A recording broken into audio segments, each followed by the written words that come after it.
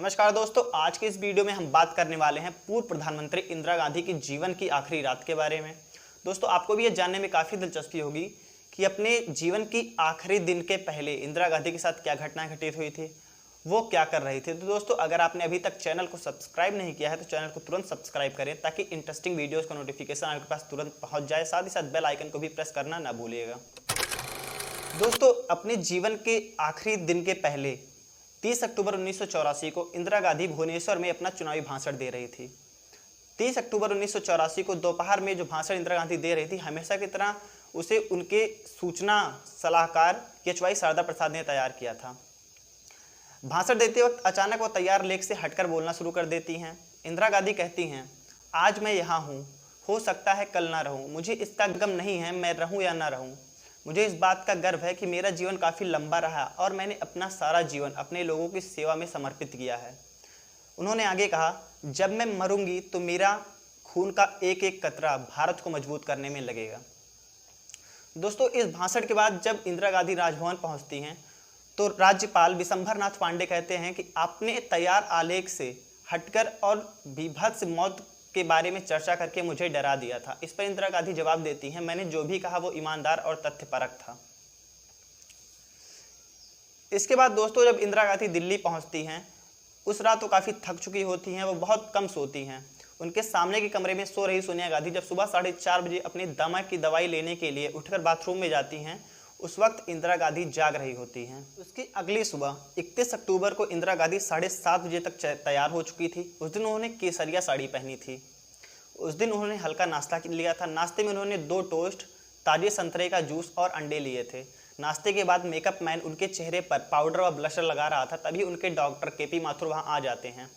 Indira Gandhi KP Mathur को अंदर बुला लेती हैं, फिर दोनों बैठकर बातें करते रहते हैं। सुबह 9:10 पर जब इंदिरा गांधी अपने घर से बाहर निकलती हैं तो खुशनुमा धूप खिली होती है।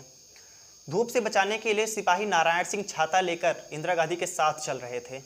इंदिरा गांधी अपने सलाहकारों और सुरक्षा कर्मियों से बात कर रही थी, तभी उनकी सुरक्षा में तैनात सिपाही बेत सिंह अपनी पिस्तौल निकालकर इंदिरा गांधी पर फायर करता है। गोली जाकर इंदिरा गांधी के पेट में लगती है। इंदिरा गांधी अपने चेहरे को बचाने के लिए अपना दाहिना हाथ ऊपर उठाती हैं। तब तक बेत सिंह ने पॉइंट ब्लैंक रेंज पर 2 और फायर किया। ये गोलियां इंदिरा गांधी के कमर और सीने को छलनी कर दी। वहां से 5 फीट की दूरी पर सतवंत सिंह अपनी ऑटोमेटिक थॉमसन कार्बाइन के साथ खड़ा था। वो इंदिरा गांधी को नीचे गिरता देखकर घबरा गया। तभी बेत सिंह ने उससे चिल्लाकर कहा, गोली चलाओ। सतवंत सिंह ने तुरंत अपनी ऑटोमेटिक कार्बाइन की 25 की 25 गोलियां इंदिरा गांधी के शरीर में डाल दी। बेत सिंह को फायरिंग के 25 सेकंड बीत चुका था, लेकिन वहां तैनात सुरक्षा कर्मियों की तरफ से कोई प्रतिक्रिया नहीं आई थी। सतवंत सिंह अभी फायरिंग ही कर रहा था। रामेश्वर दयाल ने दौड़ना शुरू किया। वो इंदिरा गांधी तक पहुंच पाते कि सतवंत सिंह ने उनके जांघ और पैर को गोलियों से घायल कर दिया। उस वक्त बेत सिंह और सतवंत सिंह ने अपने हथियार नीचे डाल दिए और बेत सिंह ने कहा, हमें जो कुछ करना था हमने कर दिया, अब तुम्हें जो करना है वो करो। तभी नारायण सिंह कूदकर बेत सिंह को पटक देते हैं और आईटीबीपी के जवान सतवंत सिंह को घेर लेते हैं। हमेशा वैसे वहाँ तो एक एम्बुलेंस खड़ी रहती थी, लेकिन उस दिन एम्बुलेंस का ड्राइवर वहाँ से नदारद था। इंदिरा गांधी को उनकी पर्सनल एम्बेसडर कार से अस्पताल ले जाया गया। सोनिया गांधी ने लूलूहान इंदिरा गांधी का सिर अपने पैर पर रख लिया और एम्बेसडर कार की पीछे वाली सीट पर बैठ गई। कार 9:32 पर एम्स पहुंचती है। इंदिरा गांधी को इस हाल में देखकर वहां के डॉक्टर घबरा जाते हैं। उस वक्त वहां पर एक भी स्ट्रेचर की व्यवस्था तक नहीं थी। किसी तरीके से एक पहिया वाले स्ट्रेचर की व्यवस्था की गई और इंदिरा गांधी को अस्पताल में ले जाया गया। इंदिरा गांधी को 80 बोतल खून चढ़ाया गया, जो उनकी खून की सामान्य मात्रा से 5 गुना था। डॉक्टर गुलेरिया बताते हैं कि मुझे तो देखते ही लग गया था कि वो इस दुनिया से जा चुकी हैं। उसके बाद हमने इसकी पुष्टि के लिए ईसीजी किया। फिर हमने वहाँ मौजूद स्वास्थ्य मंत्री शंकरानंद से पूछा कि अब क्या करना है, हम इन्हें मृत घोषित कर दें? मंत्री ने कहा नहीं। फिर हम उन्हें ऑपरेशन थिएटर में ले गए। ये साफ था कि इंदिरा गांधी मर चुकी थी। गोलियों ने उनके लीवर के दाहिने हिस्से को छलनी कर दिया था। उनकी बड़ी आंत में कम से कम 12 छेद हो चुके थे और छोटी आंत भी क्षतिग्रस्त हो चुकी थी। उनके फेफड़े में भी गोली लगी थी। रीढ़ की हड्डी भी गोली की वजह से टूट चुकी थी।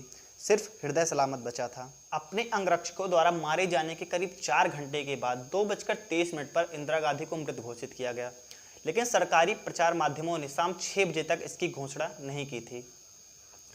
इंदिरा गांधी की जीवनी लिखने वाले इंदर मल्होत्रा बताते हैं कि खुफिया एजेंसियों ने इसकी आशंका प्रकट की थी कि इंदिरा गांधी पर ऐसा हमला हो सकता है।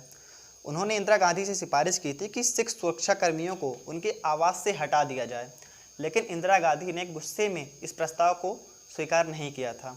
इसके बाद ये तय किया गया कि एक साथ 2 सिख सुरक्षाकर्मी उनके नज़दीक ड्यूटी पर नहीं लगेंगे। इन सभी योजनाओं के बाद भी 31 अक्टूबर के दिन सतवंत सिंह ने बहाना किया कि उसका पेट खराब है और उसे शौचालय के समीप तैनात किया जाए। इस तरीके से बेद सिंह और सतवंत सिंह एक साथ तैनात हुए और उन्होंने इंदिरा गांधी से ऑपरेशन ब्लू स्टार का बदला ले लिया। तो दोस्तों, ये रही कुछ जानकारियाँ इंदिरा गांधी की मौत से एक दिन पहले की और मौत वाले दिन की जो मैंने आपसे साझा की। आपको ये वीडियो कैसा लगा? इस वीडियो के बारे में आपकी क्या राय है? आप हमें कमेंट सेक्शन में अपनी राय जरूर दें। दोस्तों, अगर आपको ये वीडियो अच्छी लगी तो आप इस वीडियो को लाइक करने के साथ साथ चैनल को जरूर सब्सक्राइब कीजिएगा। अगर आप ये वीडियो हमारी फेसबुक पेज पर देख रहे हैं तो हमारे फेसबुक पेज को दोस्तों जरूर फॉलो करें। अभी के लिए इतना ही, फिर मिलते हैं आगे नई वीडियो में। तब तक के लिए जय हिंद।